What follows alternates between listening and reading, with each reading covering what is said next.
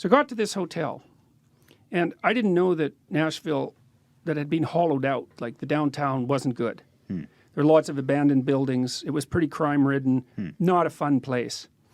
They were trying to put it back together, but the hotel that I'd rented was sort of in the middle of this, and it was a 70s hotel. So it was kind of in a sketchy neighborhood. So that was interesting. So I walked in, but the lobby was beautiful. Like they'd completely redone it. There were replicas of like Renaissance paintings on the roof. It was all marble. It was really quite impressive.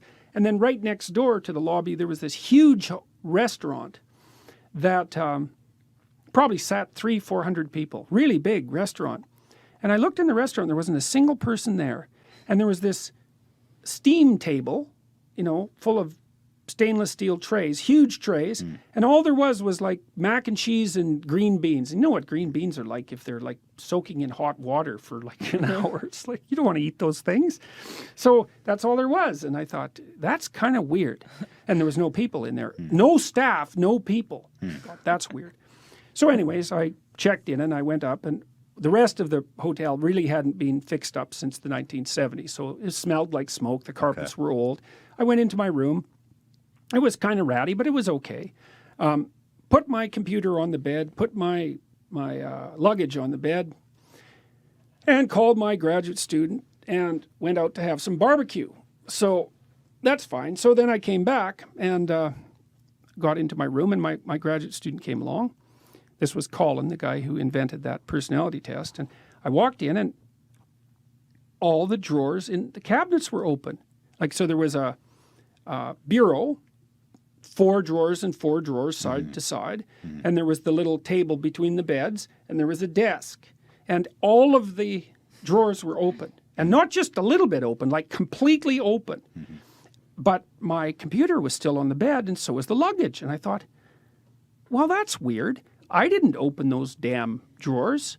And if someone came in here to steal something, why didn't they take the computer? That'd be the logical thing to do.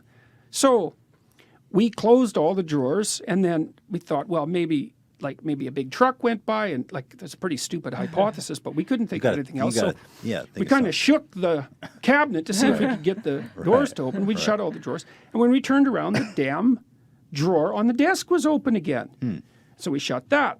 So I had opened, the drawer was open in the middle little cabinet between the beds too, and there was a Gideon Bible in there, and it was open, and it was open to the line that says, yea, though I walk through the valley of the shadow of death, I will fear no evil. And I thought, well, that was pretty interesting. I closed that, closed the door. And we talked for a while. Graduate student left, and I thought, I didn't really think much of it. I thought it was weird, you know, but whatever, it was weird. So then I went to sleep. In the middle of the night, I woke up, and I thought, you know, that wasn't just weird. That was really weird. It was like someone was in my room, right? Because otherwise, why were the drawers open? And why were they open? Like, what's going on? And the Bible was open. Well, and so the next morning, I went downstairs to this girl, black girl, behind the counter.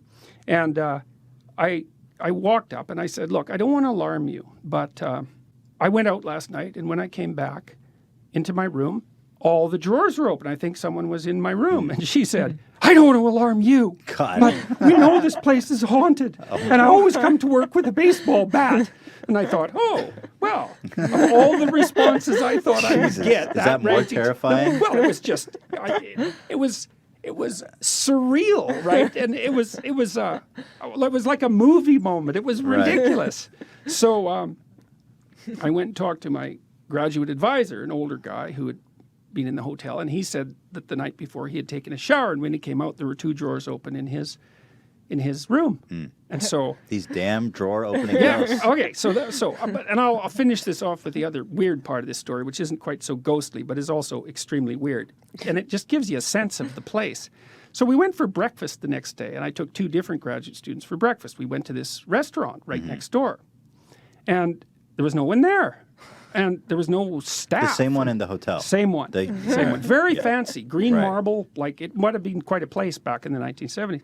So we're sitting there and sitting there and sitting there and sitting there for like half an hour. And finally this waiter walks by, and we stop and we say, well, do you have any menus? He says, well, we don't have menus. And I said, well, what do you mean you don't have menus? He said, you can just order anything you want. What? And I said, well, you mean anything? He said, yeah, you just order anything you want and we'll cook it. That's so weird. Okay, so we ordered eggs and breakfast, right? Right. Well, we'll have breakfast. How would that be? So then we're sitting there talking, and we waited and we waited and we waited and we waited. It was like 45 minutes, 50 minutes. Nobody's there. No one's there. No, No they're one's not there. cooking for Nothing's anyone else. happening. Finally, he comes out with these plates, and he puts the plate down in front of me, and it's quite nicely garnished, and there's 2 eggs on it, and they are, I swear, they are raw. What? They have not been cooked. And I looked at him, and I looked at the plate, and it was the same with the other 2 people that were there. They gave them eggs that had just been put on the plate. What? He said, well, Cracked cracked right on. It wasn't like they were undercooked. They weren't They were white with just- some clear on the top. Right. They were raw.